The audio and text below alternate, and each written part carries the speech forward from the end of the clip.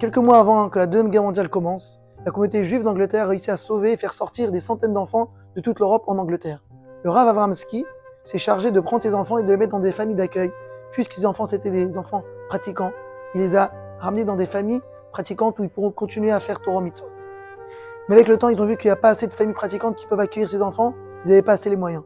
Le Rav Avramsky appela un homme riche qui habitait à Londres, il lui a demandé s'il peut venir à l'aide, donner un don pour aider ces familles à accueillir ces enfants, car c'est une question de pikuach nefesh, de danger de vie pour ces enfants pour rentrer dans ces familles et accomplir Torah Mitzvot. L'homme riche lui dit, monsieur le rabbin, j'ai assez d'argent mais pour aider des vies. Sauver une vie, c'est une personne qui est très malade, qui doit transgresser Shabbat pour sauver sa vie. Mais là, ils peuvent habiter dans les familles même s'ils ne font pas Torah Mitzvot. Leur vie va rester intacte. Et il n'a pas aidé, il a raccroché le téléphone. Quelques jours passent, cet homme qui gardait aussi Shabbat, le téléphone sonne pendant Shabbat. Au début, il ne répond pas, c'est Shabbat. Mais ça sonne une fois, deux fois, trois fois, il dit peut-être c'est une urgence, il répond. Et il reçoit un choc. Qui est au téléphone? Le Rav Avramsky. Monsieur le rabbin, vous avez oublié que c'est Shabbat aujourd'hui? Il dit pas du tout. Je sais que c'est Shabbat. Mais tu m'as dit que pikuach nefesh, une question de danger de vie, repousse le Shabbat.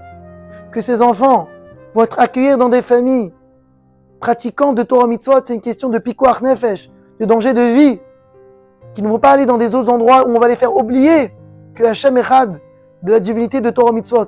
C'est pour ça que je t'ai appelé aujourd'hui pendant Shabbat. Le juif riche était tellement touché qu'il a payé pour que tous ses enfants puissent rentrer dans ces familles d'accueil.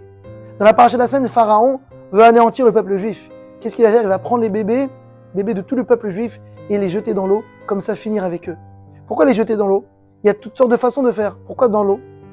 Le Nil, l'eau où là-bas les bébés étaient jetés, c'était la Avodazara, l'idolâtre de tous les Égyptiens, car il n'y avait pas besoin de puits. Le Nil arrosait tous les champs et comme ça ils avaient la parnassa. Pharaon, en jetant les bébés dans l'eau, il avait une idée beaucoup plus profonde. Pas seulement tuer le corps des bébés, même leur neshama, leur âme. Son idée était que depuis le jeune âge, depuis que les enfants ils sont bébés petits, les rentrer dans les choses matérielles, les faire oublier qu'il y a un Dieu, les faire oublier de Torah Mitzvot, et comme ça, les faire grandir dans la Touma, dans la pureté, et avec manque d'émouna. Pharaon a fait ça pour punir les enfants. Il nous a appris comment nous, on doit éduquer nos enfants. Depuis le jeune âge, faire pile le contraire.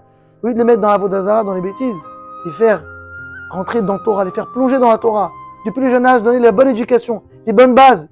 Et plus tôt on va mettre des bases, le maximum d'éducation aux enfants quand ils sont encore jeunes, pas attendre qu'ils ont grandi 13 ans, 18 ans. Là, commence à les apprendre. Non, depuis qu'ils sont jeunes, leur donner les bonnes bases. Comme ça, ils vont grandir avec des bases solides et efficaces. Et ça restera pour toujours. Et grâce à cela, c'est sûr qu'on pourrait accueillir la Géoula très prochainement. Amen, amen. Shabbat shalom à tous.